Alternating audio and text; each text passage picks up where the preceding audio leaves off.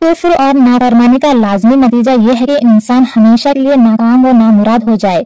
ऐसे शख्स को इल्म का सीधा रास्ता कभी ना मिल सकेगा, क्योंकि जो इल्म खुद अपने खालिक को ना जाने वो किस चीज को सही जान सकता है?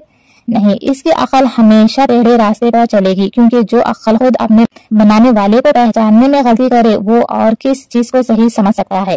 वो अपनी जिंदगी के सारे मामलात में ठोकरों पर ठोकरें खाएगा। इसके अखलाक खराब होंगे, इसका तमद्दुन खराब होगा, इसकी माशियत खराब होगी, इसकी हुकूमत और सियासत खराब होगी और वो दुनिया में बदनामी फैलाएगा, गश्त व खून करेगा, दूसरों के हुकूक छीनेगा, जुल्म व सितम करेगा, खुद अपनी जिंदगी को अपने बुरे ख्यालात और अपनी शरारत और बदआमाली से बर्बाद करेगा।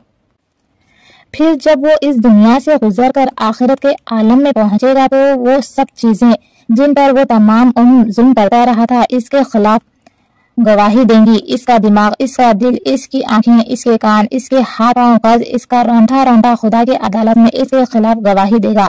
इस जालिम ने तेरे खिलाफ बगावत की, इस बगावत में हमसे जबरदस्ती काम लिया। वो जमीन जिस पर वो नाफरमानी के साथ चला वो बसा, और वो रिस्क जिसको इसने नाजायज तरीकों से कमाया, और वो दौलत जो हराम से आई और हराम में खर्च की गई, सब कुछ चीजें, वो सब आलात व असबाब जिनसे इसने इस बगावत में काम लिया, इसके मुकाबले में फरियाद बनकर आएंगे। और खुदा जो हकीकी मुनसिब है इन मजलूमों की दरासी में इस बागी को जिल्लत की सजा देगा।